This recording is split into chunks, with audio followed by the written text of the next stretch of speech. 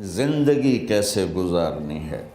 میرے نبی کی زندگی کا دوسرا رخ کہ بطور انسان زندگی کیسے گزارنی ہے، مرد عورت ہے، زندگی کیسے گزارنی ہے۔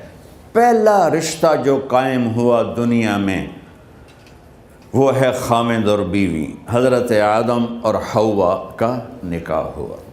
اللہ تعالیٰ نے عورت کو کمزور بنایا تو پہلے دن سے اس کو عزت اور احترام دیا تاکہ ساری زندگی اس کمزوری سے ناجائز فائدہ نہ اٹھایا جائے بلکہ اس کو عزت دی جائے۔ کہ آدم علیہ السلام کے لیے مٹی اکٹھی کی، پانی ڈالا، گوندھا اور ایک اسٹیچو بنایا اور ڈال دیا۔ جب وہ خشک ہوا اس میں روح ڈالی اور پھر وہ ننگے بدن تھے، پھر ان کو جنت کے کپڑے پہنائے اور جنت میں ڈال دیا۔ اس کائنات کا حسن بھی عورت سے ہے اور جنت کا حسن بھی عورت سے ہے۔ حضرت آدم علیہ السلام جنت میں، لیکن بابے جی دا دل ہی نہیں لگتا، کلے کلے ہی ٹورے پھر دیں۔ اب اللہ نے عورت کو بنانے کا ارادہ کیا تو اللہ ایک ڈھیر مٹی کا اکٹھا کر کے عورت کے لیے بھی بنا دیتا اور اس کا اسٹیچو بنا دیتا اور اس کو خشک ہونے دیتا، پھر اس میں روح ڈالتا، پھر اس کو کپڑے پہناتا۔ آپ حیران ہوں گے، سبحان اللہ، اللہ نے ایسا نہیں کیا۔ آدم علیہ السلام سوئے، آنکھ کھلی تو دیکھا ایک خوبصورت حسین عورت۔ یہ بات اکثر لوگوں کو معلوم ہوگی کہ یوسف علیہ السلام دنیا کے حسین ترین انسان تھے، اور یہ بات شاید کسی کو معلوم نہیں ہوگی کہ دنیا کی سب سے حسین خوبصورت عورت حضرت حوا ہے۔ حوا جن پر بڑھاپا آیا ہی نہیں، 1000 سال کے قریب زندگی گزاری، بڑھاپا نہیں آیا۔ حضرت آدم اور حوا قریب قریب عمر تھی۔ حضرت آدم کی عمر تو کتابوں میں مل جاتی ہے 1000 برس، لیکن حضرت حوا کی عمر کتنی تھی یہ کہیں پڑھنے کو ملا نہیں، اس لیے میں اندازہ کرتا ہوں کہ قریب قریب ہوگی۔ بڑھاپا نہیں آیا، بیماری نہیں آئی۔ اور حضرت حوا کو مینسز بھی نہیں آتے تھے۔ یہ عجیب بات آپ کو بتاؤں، اللہ نے اتنا جنت کا ان کے اندر نمونہ رکھا۔ تو جب حضرت آدم کی آنکھ کھلی تو دیکھا ایک حسن کا پیکر، انہوں نے تو جنت ہی بھول گئی۔ کہنے لگے یا اللہ ہن دل ٹھریا جا کے، یا اللہ کون ہے؟ کہ تیری بیگم۔ کہ واہ جی واہ، موجاں ہی موجاں۔ تو اللہ تعالیٰ نے نکاح پڑھایا۔ سبحان اللہ، اپنے نبی کی شان دوبارہ سنو۔ تو اللہ نے کہا آدم اپنی بیگم کا مہر ادا کرو۔ تو وہ پوچھنے لگے کیا مہر ہے؟ دیکھو ایک بات سنو، مہر کسی کی بیٹی کی قیمت نہیں ہوتی۔ $1 ہو یا $1 ٹریلین ہو، بیٹی کی کوئی قیمت نہیں ہوتی۔ یہ ایک نشان ہے کہ اس بچی پر اب یہ جو خامند ہے وہ موت تک خرچہ اس کے ذمہ ہے، بیوی کے ذمہ خرچہ نہیں ہے۔ خامند کما کے لائے گا اور اپنی بیگم کو کھلائے گا، اور بیوی گھر کی ذمہ داری نبھائے گی۔ تو خیر وہ الگ بات چلی جائے گی۔ اللہ تعالیٰ نے کہا کہ مہر ادا کرو۔ کہا جی کیا مہر ہے؟ تو میرے اللہ نے کہا تیری نسل میں میرا آخری نبی آئے گا، اس پہ ایک دفعہ درود پڑھ دے، یہ مہر ہے۔ اچھا، شروع دن سے ہے کہ میں نے قبول کیا۔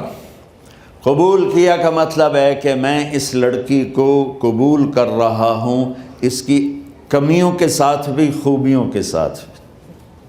اور جب لڑکی کہتی ہے سائن کرنا قبول کیا ہے، یا زبان سے کہے قبول کیا ہے، تو یہ اس بات کی گارنٹی ہے کہ میں نے اپنے اس لڑکے کو خامد ہونے کے طور پہ قبول کیا، اس کی کمیوں کے ساتھ بھی، اس کی خوبیوں کے ساتھ بھی۔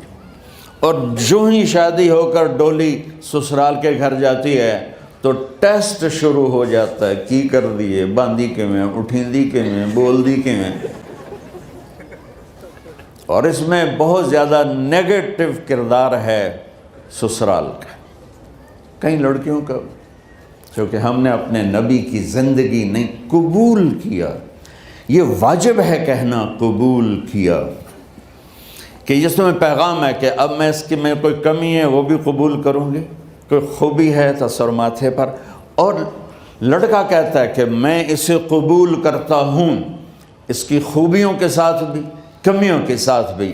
یہ بات یاد رکھنا، پرفیکشن کبھی تلاش نہ کرنا، پرفیکشن کبھی تلاش نہ کرنا. اللہ نے 100 نمبر نہیں مانگے، 51، ایک نمبر اوپر ہو گیا.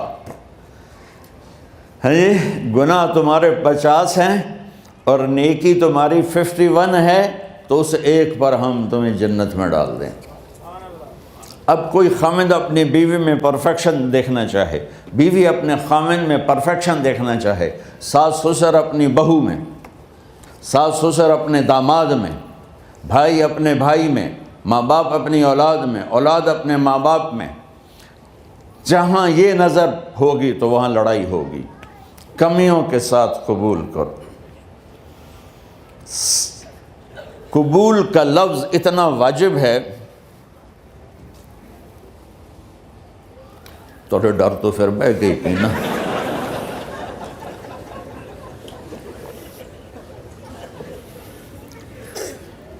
قبول کا لفظ اتنا ضروری ہے کہ اس کے بغیر نکاح ہی نہیں ہوتا. میں یہ کئی جگہ لطیفہ سنا چکا ہوں، اور واقعی قصہ بھی ہے، ایسے لطیفہ نہیں ہے. میرے دوست ہیں، ذمہ دار ہیں اچھے، تو ان کے گاؤں کا ایک بچہ چھوٹی عمر میں بسوں پہ جا کے نا وہ جاب پہ لگ گیا. تو اس کا کام ہوتا ہے بس کو صاف کرنا، ڈرائیور کو چائے پلانا، اور جہاں کہیں رش ہو تو اس کو ڈائریکشن دینا، استاد جی کٹ لو، استاد جی آن دیو، استاد جی جان دیو. تو یہ اس کا محاورہ بن جاتا ہے. اب اس کا نکاح ہوا تو مولانا صاحب نے کہا بھائی عبد الرحمن، میں فرضی نام لے رہا ہوں، نام مجھے اس کا یاد نہیں، عبد الرحمن زینب بنت اسلم نو تیرے نکاح دیتا 500 مہر تو قبول کیتا. تھوڑی دیر سوچ کے کہندا جی آن دیو. اس نے ساری زندگی آن دیو ہی سیکھا تھا. تو اس کے بھائی نے اس کو کوئی نہیں ماری تو کہنے لگا جی جان دیو. مولانا صاحب نے کہا آن دیو جان دیو نال کم نہیں بننا. تو آگے میں قبول کیتا.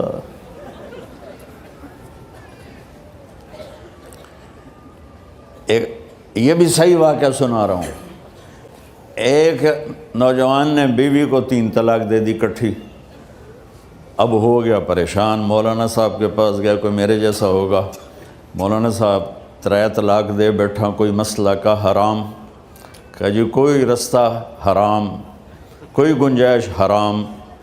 اس نے جیب سے موٹا سا لفافہ نکالا اور مولانا کے جا نماز کے نیچے ڈال دیا. کہ مولانا صاحب کوئی گنجائش، کہ ہن تو سوچنا ہی پوے. کی آکھیا یہ تو اپنی بیگم نو؟ اس آکھیا جی میں آکھیا ہی 3 طلاق. اس آکھیا مبارک ہوئے طلاق نہیں ہوئی. میں آکھیا جی او کیویں؟ آکھے او جڑا یہ طلاق ہے عربی دا لفظ، اس سے چاکھنا پمدا ہے طلاق.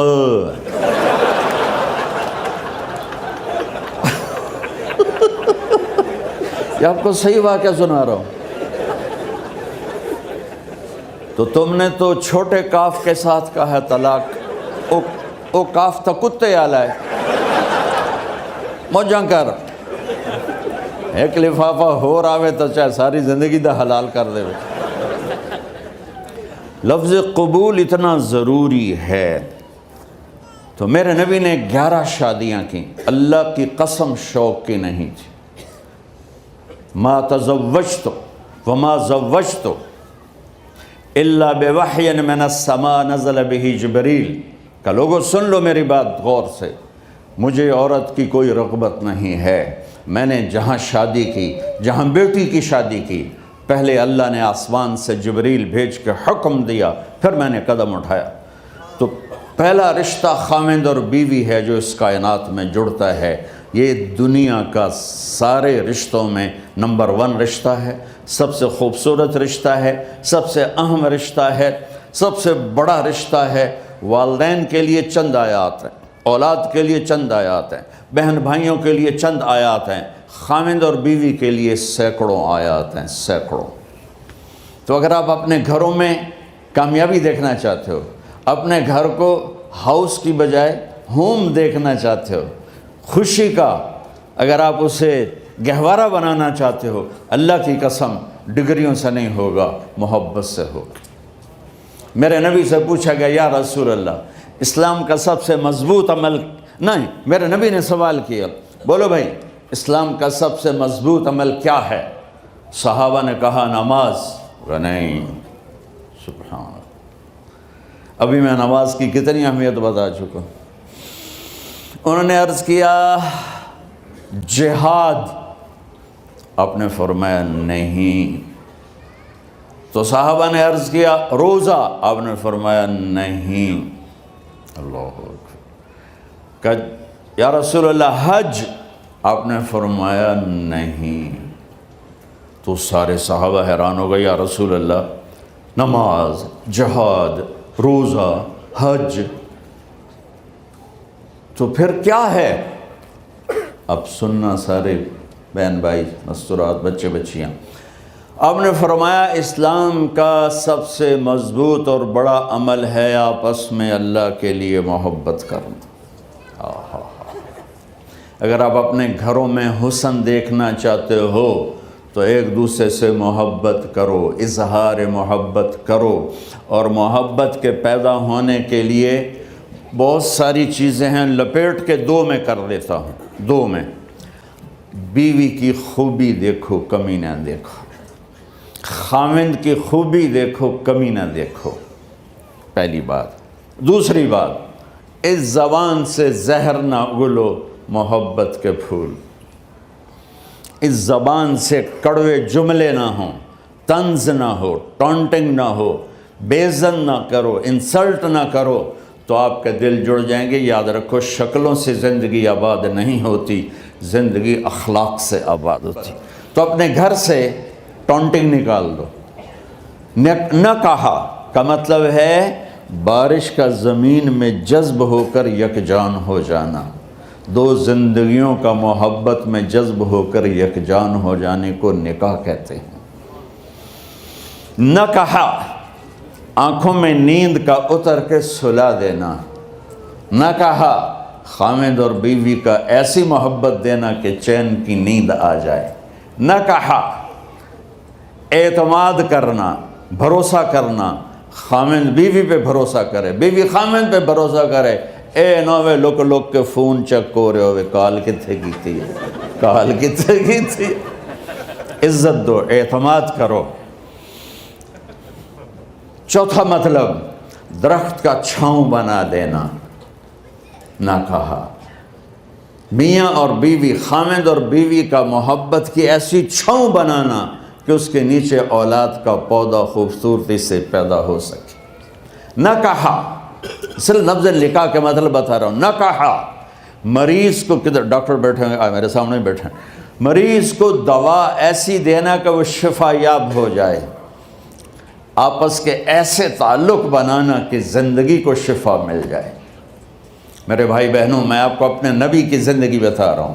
میرے نبی نے 11 شادیاں کی، اللہ ذوالجلال کی قسم، صرف ہمیں زندگی سکھانے کے لیے کہ گھر کی زندگی کیسے ہوتی ہے اور اولاد کو کیسے پالا جاتا ہے۔ اب لوگ کیا مجبوریاں ہیں کہ عورت بھی جاب کرتی ہے، مرد بھی جاب کرتا ہے۔ عورت کی سب سے بڑی جاب اپنی نسل کو پالنا ہوتا ہے۔ جب یہاں ٹائم نہیں ملتا بچے کو، نہ ماں سے ملتا ہے نہ باپ سے ملتا ہے، تو پھر وہ جنگل کا پودا بن جاتا ہے۔ یہ تو وینکوور ہے، فیصل آباد کی بات سناتا ہوں۔ میرے بچے جس اسکول میں پڑھتے تھے ان کے پرنسپل سے میری دوستی تھی، میں ملنے گیا ایک دن، تو کہنے لگے جی عجب واقعہ ہوا ہے کہ یہاں 2 بچے پڑھتے ہیں، ان کی ماں بھی ڈاکٹر ہے اور باپ بھی ڈاکٹر ہے، تو وہ دونوں آئے ہیں میرے پاس کہ ہمارے بچوں نے 3 دن ہو گئے ہیں گھر میں کھانا نہیں کھایا، تو ہم پریشان ہیں، ہمیں بتاتے نہیں، کائنڈلی آپ پوچھ کے بتائیں کہ وہ کھانا کیوں نہیں کھا رہے۔ ایک باری کر کے بھی دکھا دو.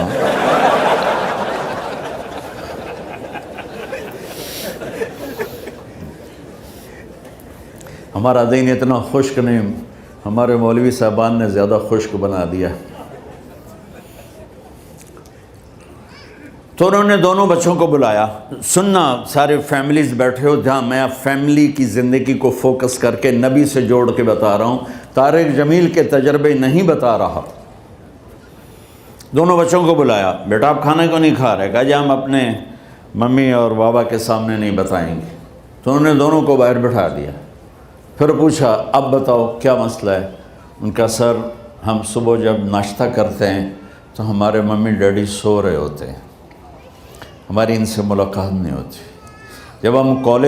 جب ہم اسکول سے واپس آتے ہیں تو ممی ڈیڈی اپنے میڈیکل کالج میں ہوتے ہیں، ہاسپٹل میں ہوتے ہیں، تو ہمیں ان کو دیکھنے کا موقع نہیں ملتا. شام کو جب ہم کھانا کھاتے ہیں تو یہ دونوں اپنے پرائیویٹ کلینک میں ہوتے ہیں، تو ہم ان کو دیکھ نہیں پاتے. پورا ہفتہ گزر جاتا ہے، ہمیں ماں باپ کی شکل نظر نہیں آتی.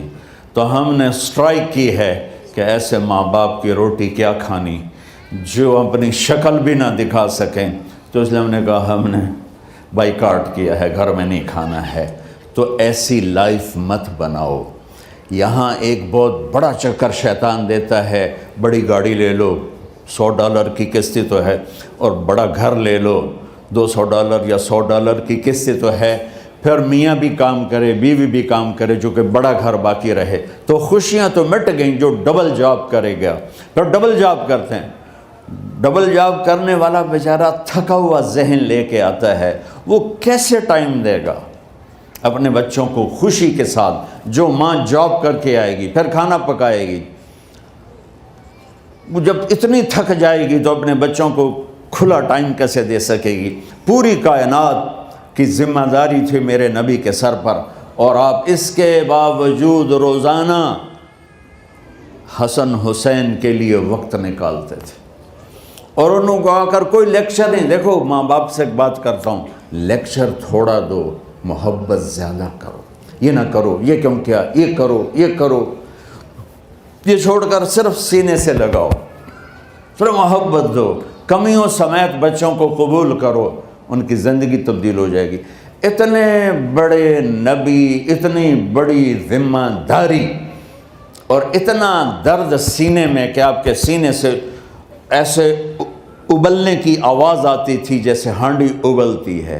اس کے باوجود آپ روزانہ کہتے این اللقا، میرے شرارتی بچے کدھر ہیں؟ تو وہ بھاگے بھاگے آتے. دیکھو میں فزیکل کر کے بتاؤں گا تاکہ آپ کو پتہ چلے زندگی کیسے گزاری. کہ میرے شرارتی بچے کدھر ہیں؟ 7 بر اعظم کی ذمہ داری ہے. اور تھوڑی چھوٹیاں جابن تو تسی کہتے ہو بزی بڑے ہیں، بزی بڑے ہیں. میرے نبی پہ 7 بر اعظم کے انسانوں کی ذمہ داری ہے، اور آخری آنے والے انسان تک کی ذمہ داری ہے. اس سے بڑی جاب کس کی ہوگی کائنات میں؟ اور پھر آپ روزانہ آتے ہیں این اللقا، میرے شرارتی بچے کدھر ہیں؟ تو حسن حسین بھاگے بھاگے آتے. آپ ان کے لیے یوں ہو جاتے تھے، آؤ بھائی میری کمر پہ چڑھ جاؤ. اپنے نبی کی عظمت کو جانو کہ انہوں نے زندگی کیسے سکھائی. چاند کے 2 ٹکڑے کر دینا کوئی معمولی بات ہے، آسمان چیر کے چلے جانا معمولی بات ہے، ایک زندگی سکھا کے جانا سب سے بڑی بات ہے. کتنی اولادیں برباد ہو گئیں ماں باپ کی وجہ سے، کتنے گھر اجڑ گئے ساس سسر کی وجہ سے، کتنے گھر اجڑ گئے لڑکی کے بدتمیز ہونے کی وجہ سے، کتنے گھر اجڑ گئے لڑکے کے شرابی اور باہر کی گندگی کی وجہ سے. زندگی سیکھو. یہ اتنے بڑے نبی ہو کر آپ یوں ہو رہے ہیں جیسے میں نے آپ کو کر کے دکھایا. دونوں کو اوپر بٹھا لیتے اور کمرے میں چکر لگاتے تھے، پھر یوں کر کے پوچھتے تمہارا اونٹ کیسا ہے؟ سوال. پھر دونوں کو اتار لیتے اور اپنی نواسی زینب، جن کو حضرت علی کی وراثت ملی کس کی؟ علم کی، فصاحت اور بلاغت کی۔ ان کو کمر پہ بٹھا لیتے اور اکیلی زینب کو پورے گھر میں چکر لگواتے تھے۔ اور بھی دکھ ہیں زمانے میں محبت کے سوا، راحتیں اور بھی ہیں وصل کی راحت کے سوا، کیا صرف کمانا ہی کام ہے؟ ادھار کی زندگی سے بچو، خوش و خرم رہو۔ اس کو قسط دینی ہے، یہ قسط دینی ہے، یہ قسط دینی ہے، یہ دینی ہے، سر میں درد نہیں ہوگا تو اور کیا ہوگا؟ تو آپ اتنے بڑے عظیم ہو کر وقت نکال رہے ہیں۔ اور حضرت ابو ہریرہ فرماتے ہیں میری آنکھوں نے دیکھنا سارے کہ آپ نے کبھی حسن کبھی حسین، یہاں جیسے مائیں کرتی ہیں ادھر کھڑا کیا ہوا ہے اور جھولا جھولا رہے ہیں ایسے، اور ان کے دونوں ہاتھ پکڑ کر کہہ رہے ہیں آ جاؤ، اوپر آ جاؤ، اوپر آ جاؤ، آگے پہاڑی ہے، اوپر آ جاؤ، آگے پہاڑی ہے۔ تو ایسے ایسے آتے، اور اوپر آؤ، وہ یہاں آ جاتے، آگے آؤ، وہ یہاں آ جاتے، آگے آؤ، وہ یہاں آ جاتے، تو پھر آپ یوں ہو جاتے، آگے آؤ، تو چڑھتے چڑھتے یہاں آ جاتے، یہاں جب وہ یہاں آ جاتے تو آپ ان کے ہاتھ فکس کر کے آگے بڑھ کر ان کے ہونٹوں کا بوسہ لیتے اور کہتے یا اللہ میں ان سے پیار کرتا ہوں، تو بھی ان سے پیار فرما۔ بھائیو اللہ کی قسم، پیسے سونے چاندی سے زندگی میں خوبصورتی نہیں آتی، نبی کی غلامی سے زندگی میں خوبصورتی آتی ہے۔ اتنے بڑے نبی ہیں اور حضرت عائشہ سے کہہ رہے ہیں دوڑ لگائیں۔ یہاں کسی مولانا سے پوچھو اپنی بیوی سے کبھی کہا اس نے کہ دوڑ لگائیں؟ الٹا سوٹا لے آتے کھلو جاوے گا۔ عائشہ دوڑ لگائیں، اور واپسی کہاں سے ہو رہی ہے؟ دوڑ کہاں لگ رہی؟ جہاد کے سفر سے واپسی ہو رہی۔ اور آپ نے اپنے صحابہ سے کہا سب آگے چلے جاؤ۔ جب سارے آگے چلے گئے اور کوئی نظر نہیں آ رہا تو آپ نے کہا عائشہ آؤ دوڑ لگائیں۔ تو حضرت عائشہ کہتی ہم نے دوڑ لگائی تو میں آگے نکل گئی لیکن ابھی پیچھے رہ گئے۔ کچھ سال گزرے تو پھر ہم سفر سے واپس آ رہے تھے تو آپ نے صحابہ سے فرمایا سب آگے چلے جاؤ، چلے گئے۔ آپ نے کہا عائشہ دوڑ لگائیں؟ کہ جی لگائیں۔ کون دنوں میں ذرا موٹی ہو گئی تھی تو پھر اللہ کے نبی آگے نکل گئے، میں پیچھے رہ گئی۔ تو آپ نے کہا عائشہ ہاذہ بتلک، آج تو اور میں برابر